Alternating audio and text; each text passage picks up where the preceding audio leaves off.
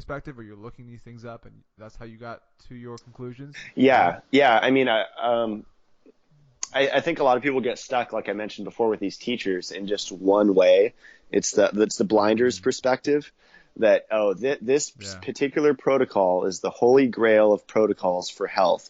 And anyone that's outside of this protocol is retarded and it's ineffective and it's actually dangerous. That is the most Mm. ridiculous thing to believe. And it is the belief Yeah. system. And Mm. if I ever get locked into a belief system of this is the only way, I really hope someone slaps me out of it. Because it's super dangerous, and I feel that that's the part of when we start to die. Adaptation Mm. is where life is. And that's where it starts. So I am always changing. I'm always experimenting and switching things up to find what works. And in 5 years, in 1 year, I'm probably not going to be doing the same stuff I'm doing today, and I hope I'm not actually. Mm. Mm. That's Yeah. awesome. I think that's a hard place to be also. This thinking of yourself as a continuously dynamic being, always in flux between different states, and you're having this turnover in your body and it's Right. changing. I think people don't see the inside of their body, how much it's changing so much, Right. and so their external environment is such that it's, well, I want to keep it the same because it's Right. comfortable. You know, but I Yeah. think what you're saying Absolutely. holds a lot of credence. If not, like it's something I'm experiencing every day now. It's just like I cannot be attached to one thing. Even Yeah. movement based work, I can't be attached to just powerlifting. Yeah. The more I see it, the more I delve deep into these patterns of movement. It's just like, okay, these are just Hmm. patterns, but there's so many ways to replicate the Hmm. pattern, cause, which would help you develop more neural connections, more complexity of movement, which would improve your Hmm. intelligence that Right. tenfold, because we're designed from that state of Totally. movement. So anyway, I think that's a really cool Yeah. I'll show perspective. you. I just made a post about it, but let me switch it up here. I just got this thing. Super stoked about. Okay. Yeah. So I liked it up and I was like, what in the world? And I loved your Sweet. friend's comment like saying it's a Yeah, sex swing. definitely looks like one, but yeah, it's So okay, stretching, flexibility, movement. That is just as essential as food and water and all that stuff, and sunlight and grounding. so okay, just to give the audio people listening kind of a visual, it looks like almost like a teepee, and then you have hanging this like swath of Right. cloth and these like handles. And it looks like something out of what was that movie? The Grey something? 50 Oh Shades of Grey? yeah. 50 Shades of Grey. But I'm so curious about it because I'm looking at it. I'm thinking, okay, I can invert on Right. that. I can invert. I could move my limbs in ways like I can't otherwise. I'm Right. suspended. I'm not having to worry about ground reaction Right. force. I think that's It's powerful. yeah, That's it's awesome. pretty lymphatic movement. I like that it pushes Mm, everything up. So it's literally like a facelift. It's an anti-aging type thing. But that's yeah, so there's all awesome. these different tools. Trying to think. I mean, one of my main tools that I utilize is aromatherapy with an essential oil diffuser. And Yeah, same. yeah, Yeah, that's yeah. kind of what I tailor my channel around. I don't talk too much about food. It's more about like just little other things you could tweak, um, tips and tricks that I've used. Yeah, That's cool because everyone's talking about food. No one's talking about this yeah, stuff. I mean, there are people talking about this stuff, but they're not in the limelight right. yet. And they're coming out. They are coming into the limelight, which is awesome because of YouTube and things of that Right. nature. But it's cool to see more people talking about these pieces that are affecting our lives every minute, every second, every hour, and we're not even aware of it. Absolutely. Yeah. Until it's too late. Like you said, you go to the doctor and it's three options: cut, burn, or poison. Cut with Mm, surgery, burn with radiation, or poison with pharmaceutical drugs. And definitely we are being farmed for pharmaceuticals. And fluoride is in most pharmaceuticals for a reason. mm. So, yeah. So when you're thinking, okay, so there's some other things I was wondering about. When it comes to the catch-all term Hmm. inflammation, because you hear it, it's a catch-all phrase. Uh, what does that mean to you? Because yeah, I mean, it sounds kind of generic, but what does inflammation mean to you? Like, what does that process mean? I just it's a reaction of the body to a stressor, and that reaction is swelling. And so depending on where the inflammation happens in the body, that's going to be whatever name we give that disease. So the itis, or even swelling of the brain, let's call that a headache. Let's call that a migraine headache. That's an inflammation of the brain.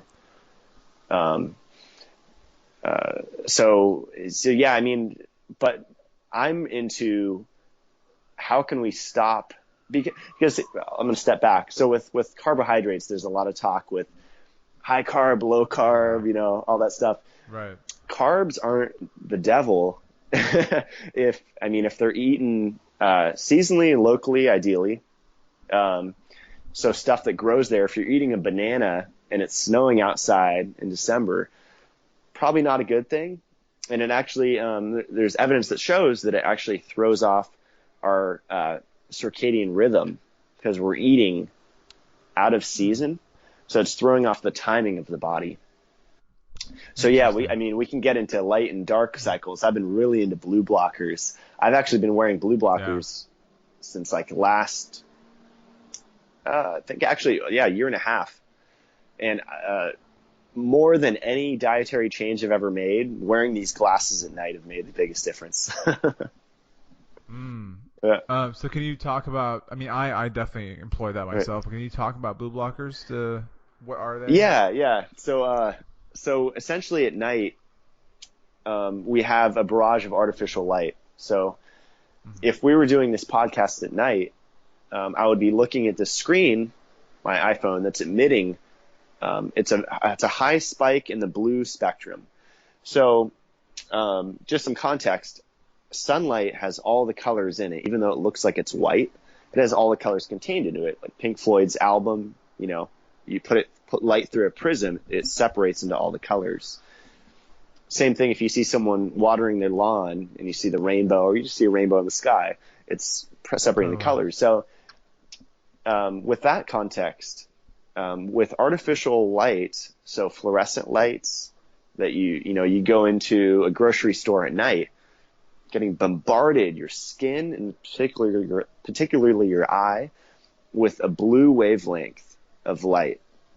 And what that does after the sun's down is it tells our body that it's time to wake up.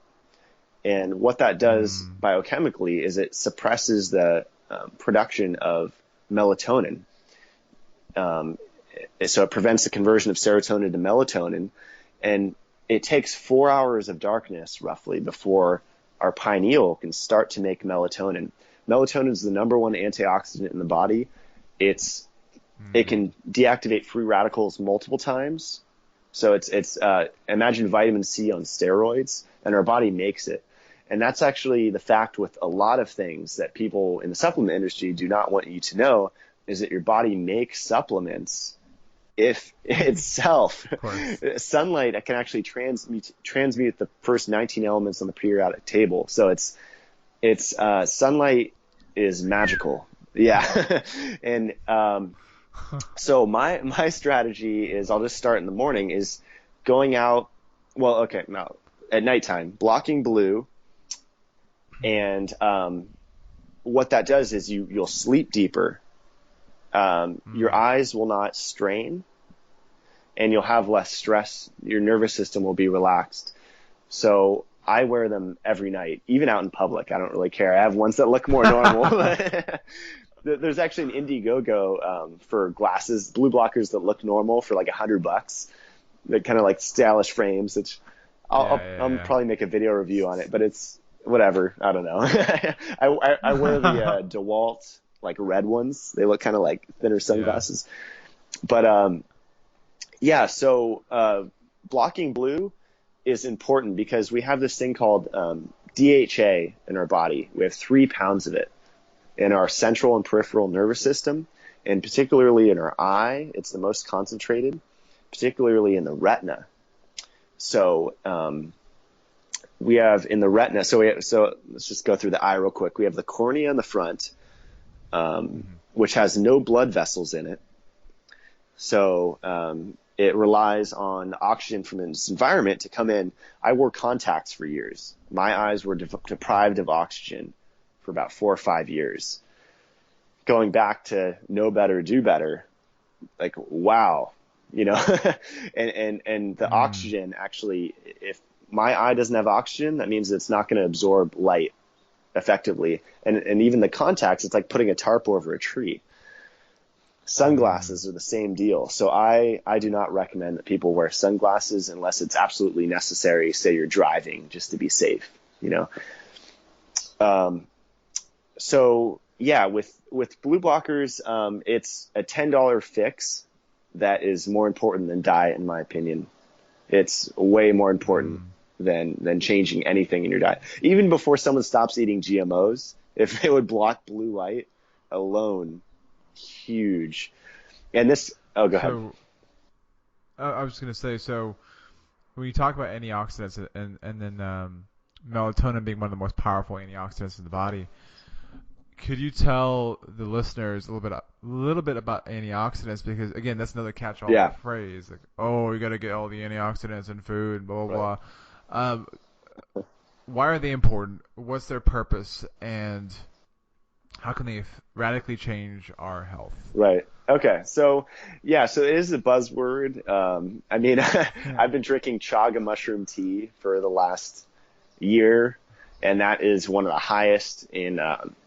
So you'll hear this term ORAC, stands for oxygen radical absorption capacity, and that's basically the Okay. amount of antioxidants in there. So blueberries, acai, and of course there's these Mm. superfoods that all these gurus push that like cacao that are thousands, you know, versus blueberries might be like 300 or 400 or something. And I actually don't think they're that important to take in our diet.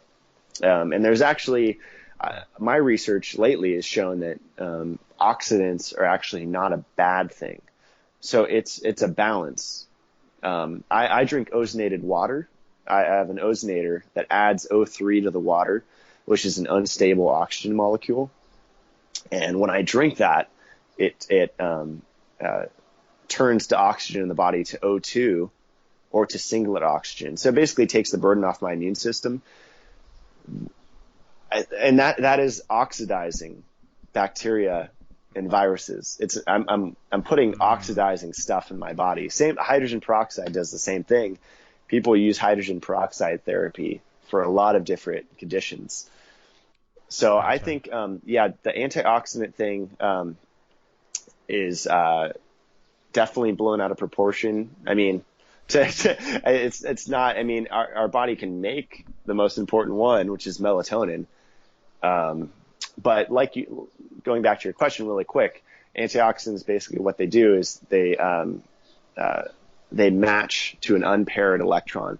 So there's a free radical Mm. going around that is looking for a mate, and it's causing damage throughout the body. It's kind of like a guard dog attacking the owner, and that would be chronic inflammation, where it's just kind of this constant Ah. creation of free radicals that kind of like spreads out. You can stop that by being barefoot to the earth. You can stop that by getting sunlight. There's a lot of very free methods to get that for sure. Mm. Just yeah, Mm. Okay. So even looking at like something like pH, for example, people will delve so high into yeah, alkalinity to the point where they're just thinking always more is yeah, better. So like they'll drink like 9.5 alkalinity yeah, water, yeah. and that's all they'll hyper focus on. So what you're saying is that these sometimes these catch-all phrases, and this is what I'm getting from it, is that they create this buzz around things that are important, but sometimes people take the buzzword and only centralize or focus on just that one thing. They'll overdo that one thing, not realizing the body has this fine balance that has to achieve. Absolutely, and it's okay to overdo one thing every once in a while. That's balance, you know, everything in moderation, especially moderation. I love that saying because it's so true. Like it's okay to be extreme. It's allow yourself to be, but just don't get stuck there.